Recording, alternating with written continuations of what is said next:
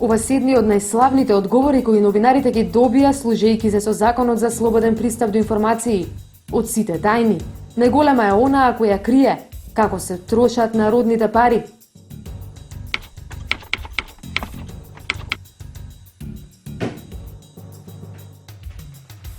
Потврда за ова стигна и годинава. Глобалното истражување Индекс на буџетската транспарентност земјава смести во друштво на оние кои не сакаат да споделуваат информации за буџетот со јавноста. Министерството за финансии ги има буџетите само од 2008 година наваму. Предходните буџети, значи беа на старата интернет страница на Министерството за финансии, таа се ажурираше, имаше еден линк од новата страна на Министерството за финансии страната до таа страница.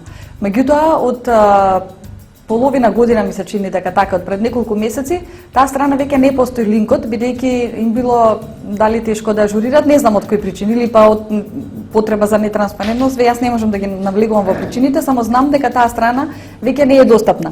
И се обратив писмено, значи според Законот за пристап до информации од јавен карактер, значи не може да е нешто по од јавен карактер од буџетот.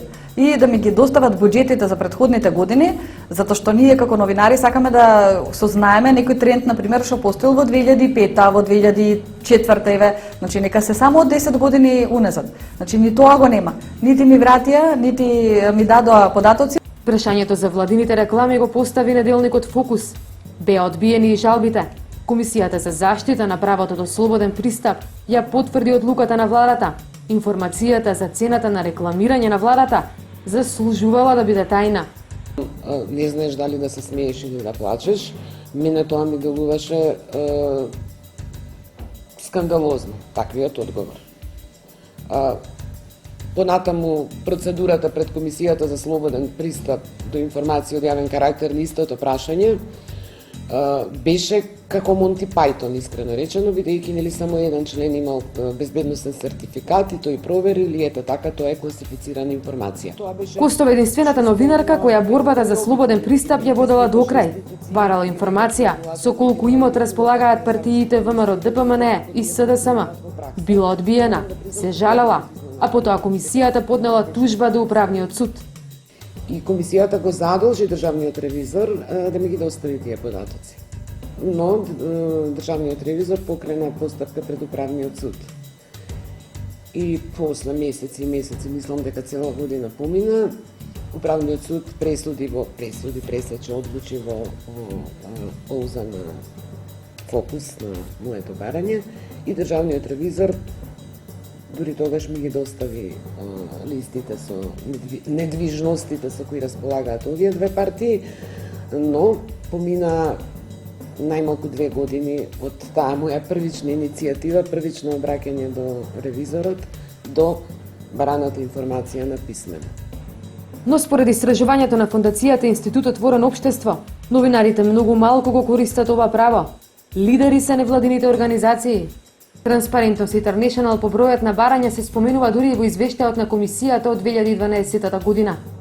Некои од нивните барања потврдуваат дека освен парите, тајни може да бидат и вработувањата. Барањето по прашање на изборот на екс-претседателката и член на антикорупцијската комисија Љубинка Коравоска е една од тие тајни. Какви документи му доставила на собранието за својот избор? Законот вели дипломирани економисти и правници може да бидат членови на Државната комисија за спречување на корупција. Побаравме од собранието кој што ја води постапката за избор, затоа што и собранието како такво мора да има своја одговорност. Тие не можат да се однесуваат неодговорно и самите да ги кршат законите на оваа држава. Побаравме да ни достават информација на основа на кои документи и да ни ги достават сите документи кои што господјата Коравоска ги доставила во собранието при поднесување на пријавата по конкурсот за членови на Државната комисија. Од собранието добивме одговор дека таа ги доставила потребните документи, но првенствено се повикуваат на тоа дека собранието донело одлука дека таа се избира. Собранието може би донело одлука, но таа е незаконита одлука. А тие не ни ги доставија документите кои што ги приложила господјата Коравоска. Се жалевме до комисијата за која што треба да обезбеди пристап до информации од јавен карактер. И да, ја уважија жалбата и добивме решение, односно Собранието на Република Македонија доби решение со кое што нашата жалба се уважува и на основа на кое тие ќе мора да ни ги достават овие документи. Дури половина од граѓаните кои поставиле прашања од институциите не го добиле својот одговор, а повеќе од половина не ни чуле дека постои закон кој им го дава тоа право. Но воедно се согласиле 90% од граѓаните. Информациите од сферата на животната средина мора да бидат јавни. А што покажува праксата? Од искуството што го имам не е за фалење. Последниот пат кога побарав документ од Министерството за животна средина, побарав еколошки елаборат, кој што по секоја логика треба да е за една инвестиција, кој што по секоја логика треба да е јавен документ. Ми беше одговорено дека не може да ми го дадат бидејќи има некакви доверливи информации во тоа. Новинарот доправа ја почнува својата битка за остварување на правото. Но што е со довербата? Мислам дека навистина е глупо човек да губи време и да ги тера тие процедури, при што ќе поминат месеци, а нема да добиете ништо. Мислам дека дури лично сметам дека ќе се заштедат и пари доколку не постои таа информација. Мислам, вака одам во крајност, бидејќи во овој период ние не видовме некакви ефекти од тоа. Законот наложи формирање на комисија која ќе се грижи за остварување на ова право. Ако се погледне извештајот на комисијата, тие по повеќе од 7 години не успеваа да обезбедат доволен број средства за својата работа. Во ерата на масовно полнење на администрацијата, се чини дека никому не му е гајле за правото на јавноста да знае. Од 44 предвидени работни места, пополнети се само 14. Средствата за работа на комисијата се обезбедуваат единствено од буџетот на Република Македонија. Истите, во текот на извештајната 2012 година, ни оддалеку не беа доволни за извршување на законските надлежности на комисијата. Од друга страна, комисијата во 2012-та беше соочена со тројно зголемен обем на работа и со целосно застарена техничка опрема, која патем речено е принудена се уште да ја користи. Ова го забележала комисијата во годишниот извештај за минатата година. Работата отишла дотаму што немале доволно средства ниту да си ги платат сметките, па биле принудени да ги преполуват просториите во кои работат. Не помогнало ниту тоа, па комисијата ќе забележи дека и покрај тоа што со години наназад барале од владата да им обезбеди повеќе средства за комуналии, никој немал слух за нивните проблеми. А одговорот на владата на нивниот извештај доставен до Собранието само потврдува дека пари нема да има. Или дека за правото на граѓаните да знаат, никој не води особена грижа, а молкот на администрацијата по барањата паќа сериозни корени.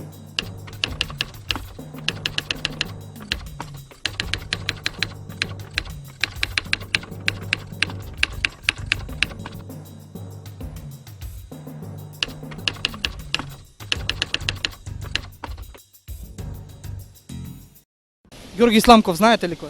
Не знам. Љубинка Корабовска? Исто така не знам. Дали знаете некој од антикорупцијска? Никого не познавам. Господије, знаете кој е Георги Исламков? Не, Љубинка Корабовска? не.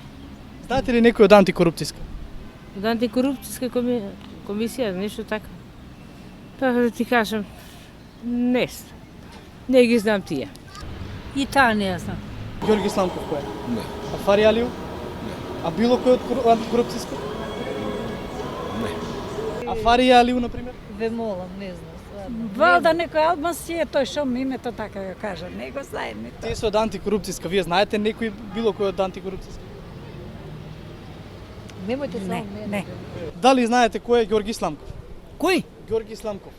Не го знам тој. Не. А Фари Алиев? Не ги знам. Тоа се од антикорупцијска. Знаете ли некој од антикорупцијска? Не, тие не ги знам. Не. Не знаете? Не.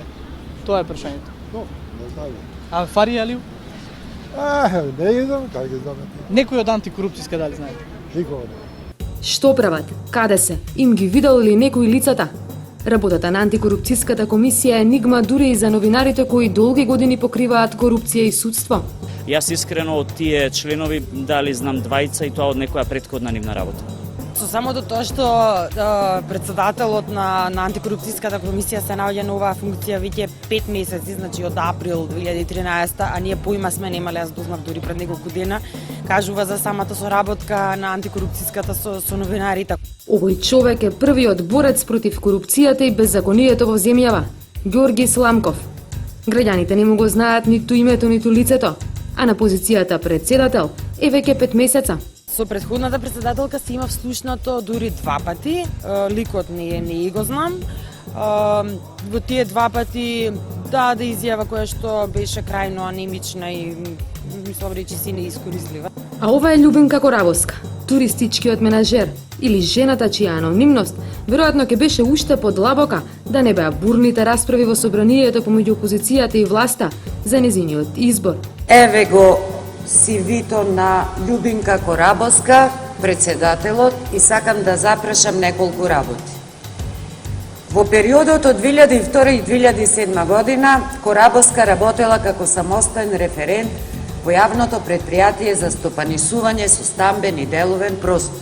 Председателката Коравоска и покрај тоа што не ги исполнува законските квалификации, сепак како истакнат партиски кадар и член на избирачки одбор, кадар од расадникот на ВМРО ДПМН, а тоа е јавното предпријатие за стопанисување со стамбен и деловен простор, чиј сопруг е член на управниот одбор на ЕМО и со новиот бран, по се изгледа ќе биде и директор на пазарната инспекција, ќе продолжи понатаму да ја изобличува работата на комисијата.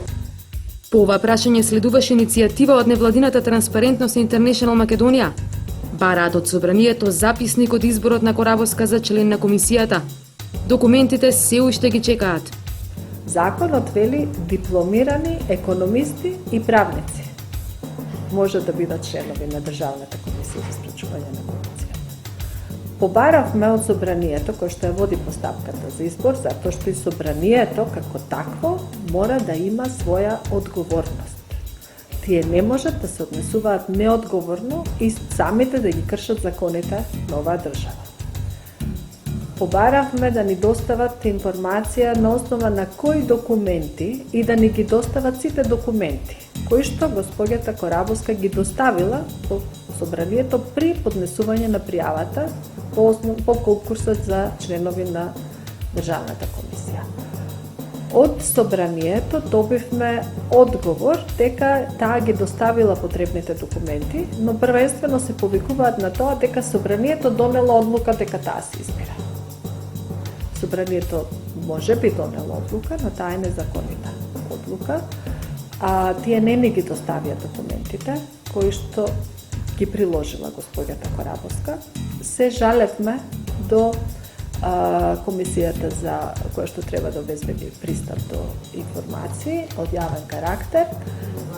И да, ја уважија жалбата и добивме решение, односно собранието на Република Македонија доби решение со кое што нашата жалба се уважува и на основа на кое тие ќе мора да ни ги достават овие документи.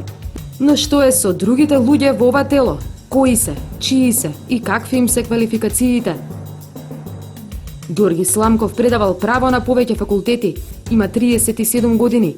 Во своето CV напишал дека поседува изразена способност за тимско работење, комуникативност, трпеливост и ораторски способности. Но освен во интервјуто за порталот Курир, неговите ораторски способности и комуникативноста се уште не допреле до јавноста. Љубинка Коравоска, или туристичкиот менаџер, ја има најкусата биографија. Се бавела со продажба и маркетинг на станови, но силна лирика го краси и незиното CV, способно за тимска работа, силни професионални вештини и добри комуникацијски вештини, се пофалила Коравоска. Кои се другите? Мирјана Димовска е поранешен новинар во македонската радиотелевизија. Љубинка Муратовска Маркова е баба на портпаролот на МВР Иво Котевски и мајка на апелацијската судијка Маја Маркова Котевска. Фарија Алиу работела во општина Гостивар. Зоран Додевски е поранешен судија, А Саиди Хелили има историја на економист во повеќето државни институции. Но една работа е заедничка за сите – невидливоста во полето на борбата против корупцијата. Прво спорен е форматот на луѓето во антикорупцијската комисија. Овој состав кој е професионален и кој очекува сите дека со професионализација на функцијата ние ќе добиеме луѓе кои навистина работат, се борат и така натаму за спречување на корупцијата, ние добивме состав во кој беа грижени од пензионери, нечии роднини на функционери, па до луѓе кои буквално немаа врска ниту со правната или друга професија која се бараше. Редовно се обидувам да најдам некоја новост која што може да се искористи, меѓутоа најчесто иницијативите што ги покренуваат за некои, да не речам, личности од трете шалон, најчесто од опозицијскиот состав, се работи за ситни суми пари кои што реално и немаат некој одек во јавноста. И сите семинари кои што они ги посетиле, сите стратегии за борба против корупцијата што ги донеле и така натаму и така натаму. Значи, тоа се работи кои што јавноста ниту е заинтересирана да ги знае како документи пишани на лист хартија и презентирани пред јавноста, еве ние изработивме стратегија, ниту пак е нешто кое што има реален ефект во борбата против корупцијата во Македонија. Поранешната и прва председателка на антикорупцијската комисија Слаѓана Тасева вели дека во времето на првиот состав постојано биле присутни во јавноста. Во услови кога работевме во 20 квадрати, позајмена просторија во Министерството за правда со еден човек во секретаријатот. Ние го завршивме нашиот мандат со 6 луѓе во секретаријатот и со просторијата во градски трговски центар, која што граѓаните популарно вика аквариум, затоа што целата е од стакло и бевме многу транспарентни и постојано обкружени со медиуми и со граѓани, и речиси немаше ден да помине, а да нема некаква информација во врска со комисијата, за работењето на комисијата, за нејзините активности и иницијативи што ги презела, за редовните седници кои што ги држевме. Со неа ќе се сложат и новинарите.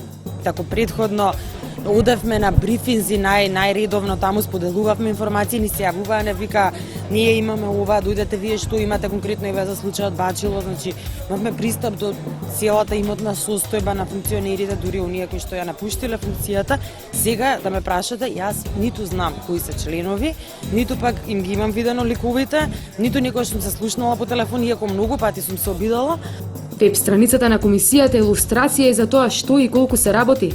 Првото нешто што го гледате во секцијата активности е средбата на новиот претседател Сламков со министерот за образование, а втората е неговото интервју за порталот Курир, каде зборува за корупцијата во Европската Унија.